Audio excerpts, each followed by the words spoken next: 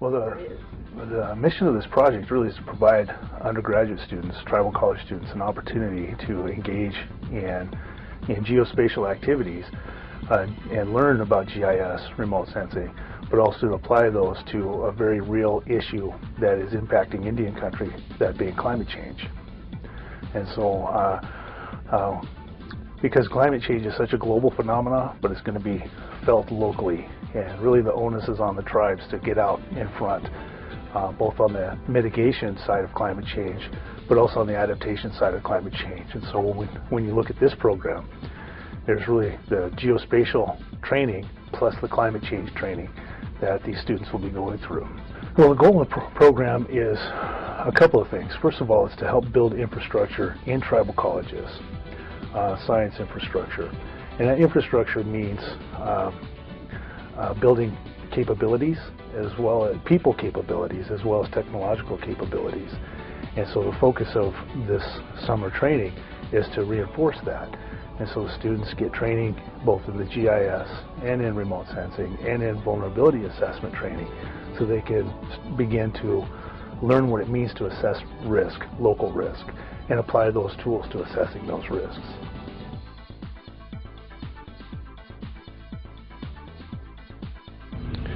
Well, one of the dreams when you heard the word NASA means something big in your life. Since I was a little kid, I want to, to deal with NASA. So for me, it has been like a dream that come true. And I found that science, I teach mathematics, but science is my little baby. So I thought that over here, this is going to be my dream. And up to this point, has been a big dream. It's a way to hone my skills in one way, because I worked with GIS and remote sensing back when I was working on my dissertation, but there's been all of these generations of new software and new kind of technology since then, so I'm going to kind of revamp my skills in that area, and so that'll help me then pass that on to the students I teach. This program allowed me to reach out to more reservations and more Native American people. So it means more now, because I'm not just helping the Navajo Nation expand their knowledge in geographic information technology, expand their knowledge in remote sensing and environmental and climate change, but it expanded nationwide to all the reservations and tribal colleges that are participating in this. As an instructor, it means to me getting the most education to my students as I possibly can in a way that is good. Being a student myself, a graduate student, it means to me being able to collaborate with people from around the nation on different projects and working with them to both articulate what it is that we want to do with the different projects and programs, but then also developing a geospatial family that we can relate to outside of the projects and in the future, and being able to have contacts around the nation so that we can help each other out with the different types of work that we're doing.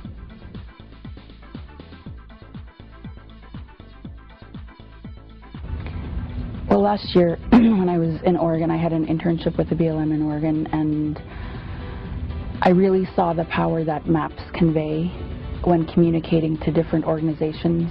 And I saw Volker's map for the Grand Ronde tribe, and I was just so impressed. And I thought, wow, how powerful these maps are to communicate where we are as a people and what areas we have access or used to, because I think there's a misconception among many people, many non-native people, that we may be confined to either our reservations or the villages that we live in. There are many people that are in the tribes that, along with the tribal councils, that just don't have the education as far as what climate change is and how it's going to impact their communities and how it affects the ecosystems. It takes people to go out and bring this kind of knowledge back to their tribes so that they have that opportunity to understand what exactly how climate change is impacting them and affecting their surrounding communities, habitats. I feel that it's really important that people do get educated in these affairs and bring it back to their tribes. The project overall has a couple of really good impacts in that, one, it's building up a resource base of expertise that the students can bring back to their home areas, and with more people at tribal schools and on reservations being able to use GIS and having training in remote sensing, there is a whole range of applications that they're going to be able to develop on their own. On a national basis, I can already see collaborations being talked about, and we're building up a network of trained individuals that are going to be able to work with each other and share between areas, and I think that's really important too. Well, I think the tools that we're learning to use are imperative to, for one, to identify correctly, precisely identify tribal land boundaries in areas, and help tribes to determine trouble spots resultive of climate change. I think the program is, raising awareness to climate change, or how we say in Europe, global warming. I think it's important for the tribal communities to, address that particular issue. And I also think this program is a good starter program for people that want to get into the field of geospatial technology.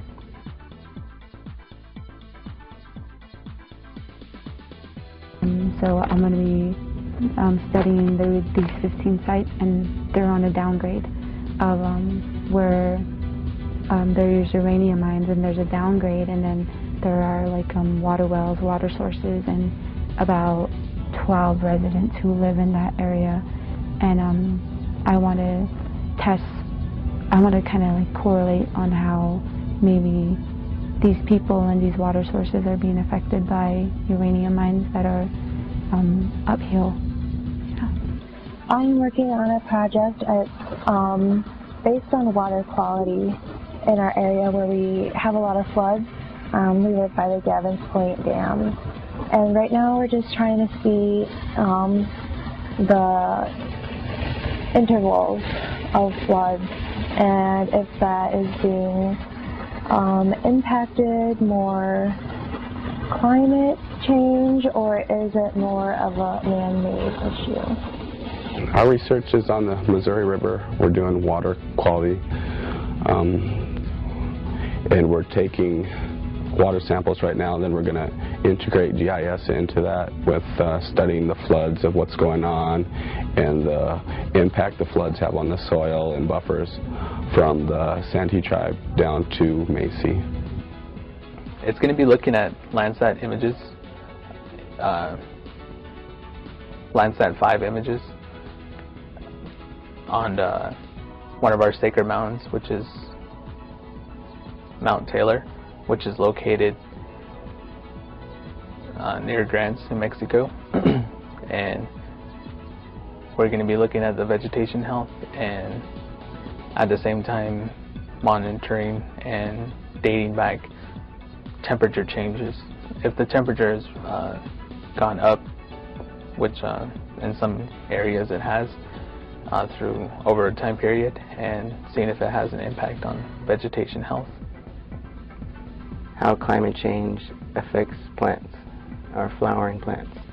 Because when I talk to Grandma and Grandpa back home, they always tell me like, yeah, we used to have these type of medicines here. Herbs used to be growing here, or this and that used to be here and there. All these ceremonial plants are now disappearing.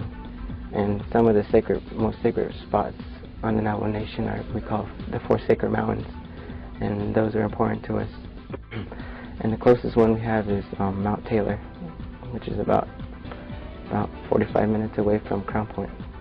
And we want to see the effects of climate change on the plants on Mount Taylor. So that's what we're going to use, the Landsat images, the different type of bands to see vegetation and to see how healthy they are. We're going to be studying nitrates and phosphates in the Chippewa River. It runs right through the middle of Mount Pleasant, Michigan in the Isabella Indian Reservation. I'm just going to document like 5 different locations and just see what the rate of the nitrates and phosphates are, if it's going up or going down. And if it's going up, try to figure out some way to maybe slow it down or stop it.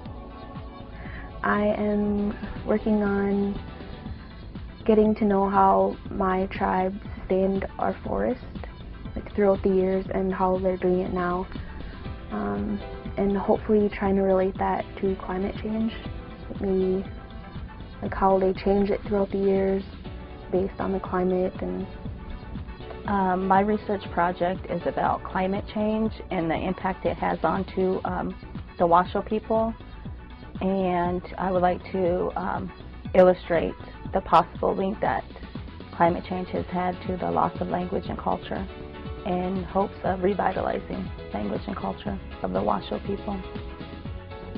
Well, my research project has to do with collecting tornado data with a site called SVRGIS. It was developed by Brian Smith of Ball State University. And what it is you can go in and collect all the data and use it to determine patterns with tornadoes within areas or a geographic theme on the earth anywhere in the United States. And what we're doing is we can manipulate the data and try to develop some type of patterns about what's going on with climate change.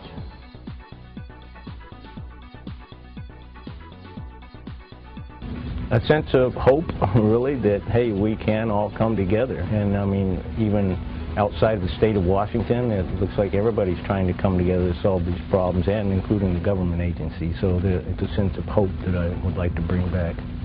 Well, the training program here will really help prepare our students for using some of the new software tools and mapping tools.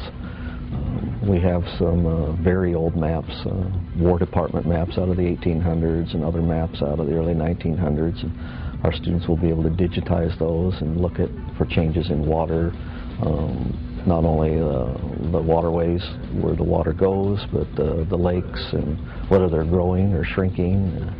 The Landsat information can hopefully help us find out whether the ice melts earlier in the year, is melting later in the year, and possible changes in any of the lakes that could affect how well the wild rice or monoman grows.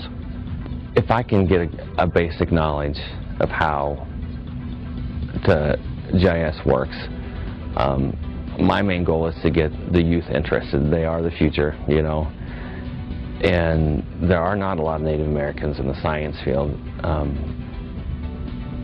It would be nice to, if you can just catch 1 or 2 to get them interested in science and math and head them in that direction, it would be a big plus.